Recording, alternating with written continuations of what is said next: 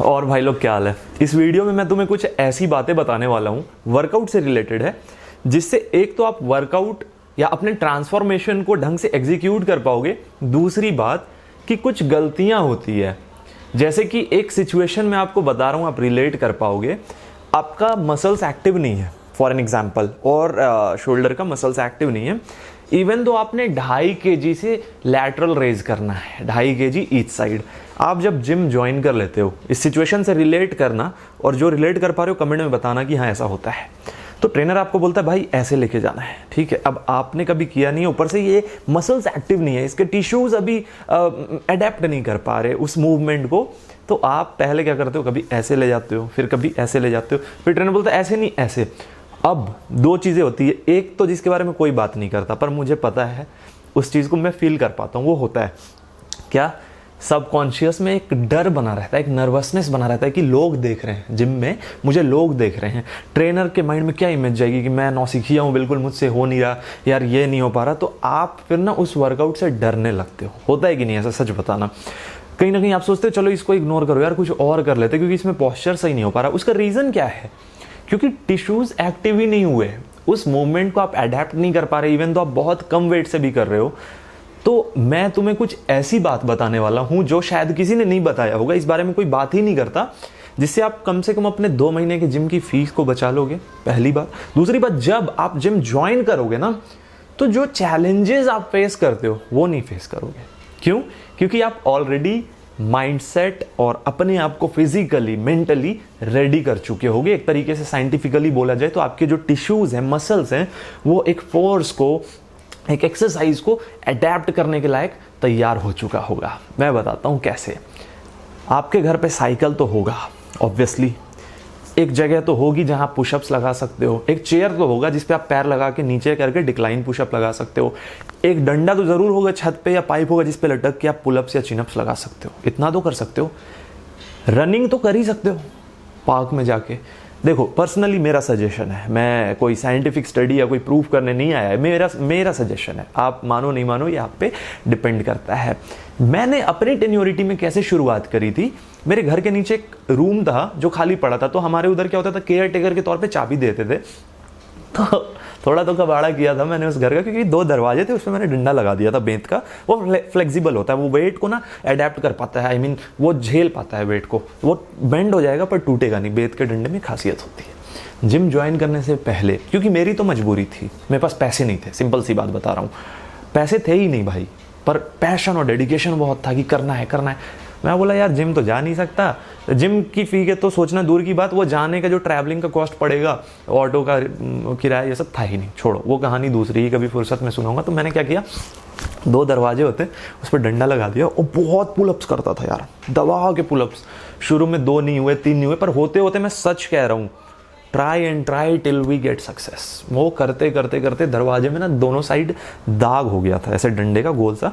और फिर जब होने लगा यार, ऑटोमेटिकली मेरी जो बॉडी है ना, क्योंकि आप सोचते हो कि आप पुलअप्स लगा रहे हो तो सिर्फ बाइसेप या ये एक्टिव हो रहा, नहीं, पूरी बॉडी वेट आप जब खींचते हो ना, ऊपर से लेके नीचे तक कहीं ना कहीं प्रेशर पड़ता है, इम्पैक्ट पड़ता है।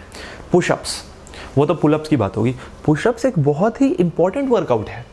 आप देखो, जब आप ये पोस्चर रखते हो, आपके dealt, shoulder, bicep, tricep, forearms, ये कलाइयाँ सब एक्टिव होता है। चेस्ट पे ऑब्वियसली मोर देन 70% प्रेशर पड़ता है, बट बाकी का 30% हर पार्ट्स पे जाता है। कंपाउंड मूवमेंट है, समझो इस बात को। तो ये बताने का मेन रीज़न क्या है, ये सब अगर आप घर पे करते हो ना, एक रूटीन बना लो कि 10 का 3 सेट लगाना है मुझे पुलअप शुरू में नहीं हो रहा, बट बाद में जब होने लगा तो 10 के 3 सेट पुलअप्स लगाने हैं। साइकिलिंग मुझे करनी है, जिससे आपके क्वाड्स, आपके थाइज, आपके लेग्स, काफ्स सब एक्टिव हो जाए। मैं बेसिकली बात क्या कर रहा हूँ, समझो इस बात को। ये बहुत बेसिक और इंपॉर्टेंट चीज़ है। शक्तिमान में बोलते थे ना, वो मुकेश खन्ना बोलते थे, छोटी छोटी मगर मोटी बातें। तो ये वो चीज़ है, ये आपको और कोई नहीं बताएगा। समझो इस चीज़ को। जब आप ये कंपाउंड मूवमेंट करते हो तो आपको कोई पैसे नहीं देने पड़ रहे, ना आपको कोई डिस्गाइज फेस करना पड़ रहा है कि कोई मुझे देख रहा है, आप नर्वस हो। फ्री माइंड से करो, कोई नहीं देख रहा भाई। चाहे 2 पुशअप करो, पर अंडर प्रेशर जो वर्कआउट होता है उसमें मज़ा नहीं आता। सबकॉन्शियस में बैठा रहता है, अरे यार कोई देख रहा है। दूसरी बात, ईगो लिफ्टिंग का एक बहुत इंपॉर्टेंट फैक्टर क्या होता है कि आपके साथ किसी ने जिम ज्वाइन किया, उसका मसल जल्दी डेवलप हो गया, उसमें बाय जेनेटिक एनर्जी ज़्यादा है, वो ज़्यादा वेट पुल कर पा रहा है, हाँ देखो शुरू हो गई है, इनको पता होता है कि मैं वीडियो कब बना रहा हूँ। एनीवेज अब तो आदत पड़ गई। तो अब आप ईगो लिफ्टिंग करते हो कि यार वो बंदा कैसे ज़्यादा उठा सकता है, हमने साथ में ज्वाइन किया था। भाई जेनेटिक नाम की चीज़ होती है। तो आप अपने आप को रेडी कर लो। जब आप पुशअप, पुलअप, साइकिलिंग और रनिंग करके खुद को प्रिपेयर कर चुके होगे, ये 4 चीज़ आपने कर ली ना, मैं गारंटी दे रहा हूँ कि कोई मसल पोर्शन बचेगा ही नहीं जो एक्टिव नहीं होगा। रनिंग आप हल्के में मतलब रनिंग को बहुत सारे टिश्यूज एक्टिव होते हैं उसमें। जब आप दौड़ रहे होते हो तो आपके क्वाड्स, चेस्ट, बैक, हाथों का मूवमेंट सब पूरे बॉडी के लिए बहुत अच्छा वर्कआउट है वो इनिशियल फेज के लिए। जब आप ये काम करके जाओगे ना जिम में, तो 2 प्लस पॉइंट है। पहला, जिम जाके आप टाइम वेस्ट नहीं करोगे। इनिशियल फेज में हम आधा नर्वसनेस में टाइम निकाल देते हैं, आधा समझने में, आधा हम अडेप्ट नहीं कर पाते वर्कआउट को। जब आपके टिश्यूज एक्टिव रहेंगे तो ऑब्वियसली ट्रेनर जब आपको कोई एक स्पेसिफिक मूवमेंट बताएगा ना कि भाई ऐसे लेके जाना है, आप कर पाओगे। आप लाइट वेट से कर पाओगे, फिर ग्रेजुअली उसको बढ़ाओगे, बट कर पाओगे। बट अच्छा आइडिया क्या होगा कि पहले कंपाउंड मूवमेंट का एक्सरसाइजेस मैं पर्सनली रिकमेंड कर रहा हूँ, जो मैंने किया था, घर पे कर लो। अपने फ्रेम को डेवलप करो, अपने बॉडी को फाउंडेशन तैयार कर लो। जब जिम जाओगे तो आइसोलेशन वाले मूवमेंट आप अडेप्ट कर पाओगे। अगर आपने पुलअप्स कर रखे हैं, ये मसल थोड़ा बहुत तो प्रिपेयर हो चुका है ना कि आप जब अब प्रीचर करोगे तो ये वेट झेल पाएगा। पर आपने एकदम से टिश्यूज को रेस्ट मोड में डाल रखा है, एकदम से जिम जाके प्रीचर करना शुरू कर दिया। मान लो गलत ट्रेनर के हत्थे चढ़ गए आप और उसने जाते ही मिक्स वर्कआउट छोड़ के आपसे बॉडी पार्ट एक्सरसाइज शुरू करवा दी, तो बस तुम्हारी लेने की देनी हो जाएगी।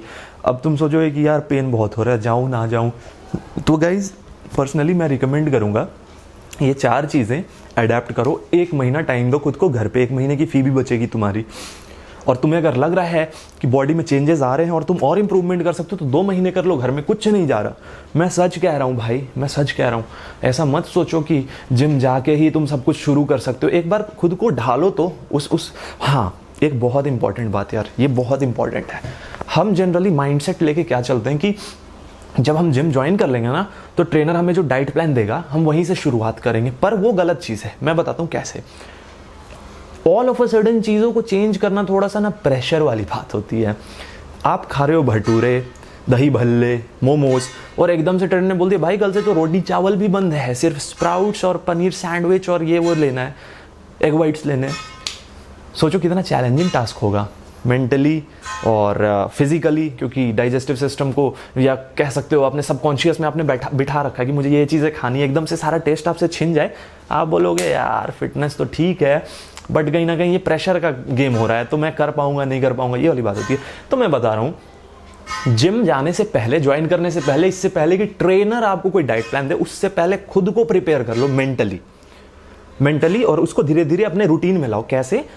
मीठा, शुगर, इसको जितना कम कर सकते हो कम कर दो। उसके बारे में बताऊंगा कभी वीडियो में कि क्यों मैं कह रहा हूँ।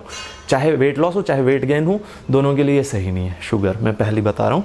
दूसरा, ये पैक्ड फूड आइटम, चिप्स, ये सारी चीज़ें मैदा दुश्मन है, ट्रांस फैट, भटूरे, मोमोज और ये सारी चीज़ें, कचौड़ी वचौड़ी छोड़ दो। घर का खाना तुम खाओ, मैं इतना छूट दे रहा हूँ, घर का खाना खाओ। देखो ऐसे मैं अपने पर्सनल क्लाइंट्स को बताता हूँ, पर मैं कोई डिफरेंस नहीं रखता, मैं ऑनेस्टली बता रहा हूँ। चाहे यूट्यूब फैमिली हो चाहे पर्सनल क्लाइंट हो, सेम बातें करता हूँ। ऐसा नहीं कि कोई मुझे पैसे दे के जा रहा तो मैं उसको कुछ और ज्ञान दूंगा, ना, ये नहीं भाई।